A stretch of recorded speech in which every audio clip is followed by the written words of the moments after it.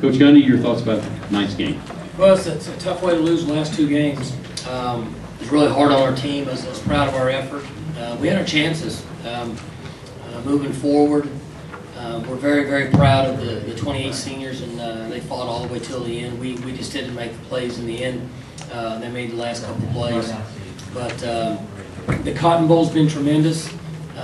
The staff hospitality and everything there, AT&T, the support, the stadium, we really appreciate the invitation. They've been first class. And it's hard on our team. That's a very, very disappointed locker room right now.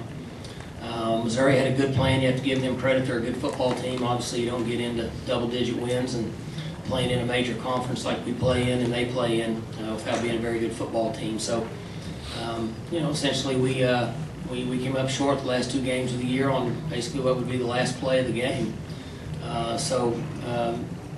We have to find a way to win those games. The young players, I shared that with them in there. We have to work hard in the offseason, continue to build this program, develop. Our future's bright, and we have to continue to move forward. Okay, questions for our student athletes. Again, your name and your affiliation will start on the front row right. Yeah, Bob Berry, Jr., NBC Oklahoma City, KFOR Clint. It seemed like a struggle for 43 minutes. You guys were held to 7 points, and then all, erupted there from the late third on. Just what was going on in the early part of the game offensively that was giving you guys so many problems? We just couldn't get in a rhythm. It seemed like we'd get a good gain, and then we'd kind of stall out. We never really got our rhythm going, and once we kind of found it, obviously we started rolling. I think anytime you turn the ball over 3 times, that's obviously going to limit your opportunities to score points. So I think that and not getting in the rhythm are big keys. Questions for our student athletes on the right side, about a quarter of the way back. Yes. Caleb Windlebar, HouseBigToolSports.com. Their touchdown that put them up there before the fumble touchdown, you almost had an interception. Can you kind of walk us through that play and how close you feel like you came to picking that off? Sean had told me to push through on that. They were checking down to it. He told me, right before the play, come off fast. He's going to be throwing the ball, and what do you know? He was right. So, I had my hands on it, but I wasn't able to reel it in. Looking back on it now, I wish I had brought that sucker in. But you can't dwell on the plays behind us. So it's just one of those things.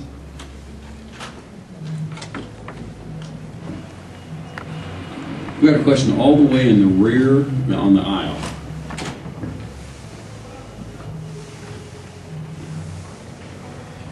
Nathan Thompson with Fox 23 in Tulsa. For all 3 of you seniors, can you talk about, as much as you guys have accomplished in your career, had a chance to go out as the winning senior class ever, how tough it is to go out with a heartbreaker like this?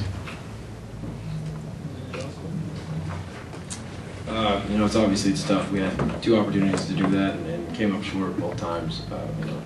It's a great program, and for us to go out with the guys that have been here before us and winning a senior class, obviously it's disappointing. But looking back on it, I wouldn't have changed it for the world. We had a great group of guys that I've enjoyed being around for my last couple of years here, 5 years here, and so. Obviously it's unfortunate, but at the same time, there's memories that will, be with us forever. You guys got a comment? For myself, it's pretty tough, but you want to get a win like that for guys sitting next to me, and it's real unfortunate, but you learn from things that don't go your way in life. So it's going to be tough getting over this loss, but we will get through. It hurts to lose, but this class, I've developed some relationships that I'll keep for the rest of my life. I couldn't be more proud to know these 2 guys. It's just 28 seniors in all. We came up in the program together. We focused on the goal that we wanted to do, and we made it happen for the most part. So all in all, I love these guys, and it's been a fun ride. If I could just add something to that, the losses, the last 2, and it really for this organization are hard now because they've had so much success. But these guys are trained to understand adversity will make them better. They know that. It'll make them better the rest of their lives. A loss like this will hurt forever, but they'll be better people for it in the future, and that's the way they're going to respond the way they do. They're quality young men, and that's why you get the response that you get, is because since they've walked on this campus 4 years, and 5 years, right? They've been trained that way. It's been instilled in them, and they understand that. It's very painful, but they also know that adversity will make them better. We got a question in the front middle. Al Jerkins, Channel 2 in Tulsa. Sean and Caleb, on the interception and return on Patton's part and the pass interference that called, did you see that play develop, and were you surprised that a flag was thrown on that particular play? I felt as if both guys were competing for the ball. I didn't really see the pass interference, and I mean, it's unfortunate that play would have turned the game, but I mean, things worked out that way for a reason. So. Yeah, I didn't see a replay or what happened. I was just trying to get a block for Ty. So. What do you think? I Still haven't seen it. I still, Huh? Haven't seen it. Don't know where it came from. yeah, We have a question in the middle left. Clint, can you just take us through that last play with the sack and fumble? It was we were going to take a shot at the end zone, kind of a deeper pass play, drop back. Felt some pressure. I was trying to get rid of it, about to throw it away, and I don't know what happened. Got hit from behind, and then just bad ball screen. Got questions for the student athletes. We got time for 2 more quick questions. Nobody wants to ask the last 2 questions? All right. Bob on the front, right here. I want to ask you guys, starting with you, Caleb, just come on down the road. What do you think the future of Oklahoma State football is? Obviously, you've developed a great foundation, and this really has been going on about a decade. So, where do you see the program going, Caleb, from here? You know, guys like Sean and Clint and these seniors, you know, they really set a standard, you know, with leadership, with work. You know, the Coach Gundy and his staff have done a great job at recruiting the right guys. So, in my opinion, you know, there's only one way to go, and that's up. You know, they do a great job at finding the right guys for the program, and they're just we've got a great, you know, underclassmen group right now. So I really look forward to the potential of this upcoming group. Being in the locker room and mingling with some of the guys, not only do we have like some of the best athletes competing in the Big 12, but we have some of the best character athletes, guys that have good values, and guys that take their academics seriously. So I think that both athletically and academically that the program is heading in the right direction, and things can only get better from here. So. You know, kind of echo what both of them said. Coach Gundy's done a great job with recruiting and getting guys in the locker room that are not only talented, but like they said, high character guys. And then in the locker room just now, you could tell that the only place to go is up. You see that the young guys' faces, and they're just as disappointed as we are as seniors. You know, they wanted to set us off the right way, and so you know, I think that's a good sign. Anytime a loss like this hurts those guys, it's going to help them in the offseason. There's a lot of guys that played for us this year that were young guys that contributed in key areas, and they'll be back. So I think the program's headed in the right direction. Okay, last opportunity. Okay, on way in the back on the platform. Al Jerkins, Channel 2 in Tulsa. Mike, did you get an explanation on the pass interference call, and if so, did it meet your satisfaction in that regard? They said 26 interfered, so I didn't really get an explanation. On the outside right, front row. Bob Berry, KFOR, Oklahoma City, NBC. Mike, what about, question I asked Clint, what were you seeing from your offense for the first almost 3 full quarters that was, you know, kind of steady, where they were only held to 7 points, and then they finally found a groove? We made some adjustments at halftime, and that helped us as the game went on. Missouri has been good up front and defended a running game until we made those adjustments. And we missed some throws early in the game. Clint will tell you, we had 2 or 3 throws that would have gotten us downfield. I think one time we had a throw out there to Josh Stewart that pretty much catches it, he's going to score. So you miss a few throws, and when you're playing a team as good as they are, there's just not much room for error. And both teams had 3 turnovers. Obviously, they got the big turnover at the end and scored. But for the most part, it came down to the kicking game.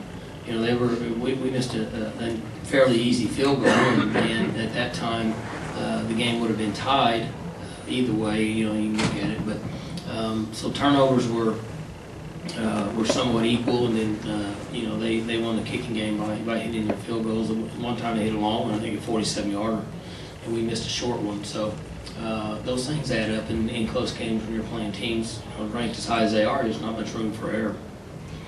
Outside right. Mike, Wendell Barnhouse, Big12Sports.com. I know you said you didn't get an explanation. You asked us what we saw. I was just curious what you saw on the pass interference. I didn't see it. I just saw 2 guys competing for the ball. So it's really hard for me unless I see the replay of what happened. Both the receiver and the defender have a right to the football, and they said that our guy interfered with him. So obviously I have to go with that. Questions for Coach? On the front, right here. Ladies, up here on the front. Mark Reckman, Sports Illustrated. Coach, what did you see out of Matty Monk for Missouri, and did you guys prepare for him playing with the game plan? Where are you from? I'm from Sports Illustrated. Sweet. That's awesome. Make sure you document this so you have all your research and your background. We were prepared for both quarterbacks. We got a question on the aisle about halfway back. Somebody move quickly so we can keep this moving. Thank you. That was a joke. Coach Charlie Hanneman, News on 6 in Tulsa. What was your view of that fumble at the end of the game there? Could you take us through that play? Clint talked about it a little bit, but from your vantage point. Yeah, it looked like I was watching downfield the receivers. It looked like we got beat at the right tackle spot, and he, tomahawked the ball from behind. Got a question on the outside left. Coach Jim Rick from KOMU-TV in Columbia, Missouri. Keeping time is not my strong suit, but I had the game at 4 hours and 12 minutes long. Is there any reason a college game that doesn't go into overtime should last more than 4 hours? Instant replay. I mean, that's what caused it, right? There was how many reviews? 4, 5, and I'm going to guess that pushes it over the 4-hour limit. And there's a lot of forward passes in this game, 40 for them and 57 for us. So there's a lot of passes, but I think your instant replay pushes the game. And there's timeouts, a lot of timeouts in a game like this. People have to pay, obviously they're paying the bills, so I think there's a lot of timeouts. Does that hurt your momentum? Does it hurt the other team's momentum? It's the same for both. It's like they said about the layoff. It's the same for both teams. I think all of us would probably like the games to move along faster, but the networks put a lot of time and effort, and that's where the money comes from, and it's probably not ever going to change. But I don't think that really factors into the game. Got a question on the front right.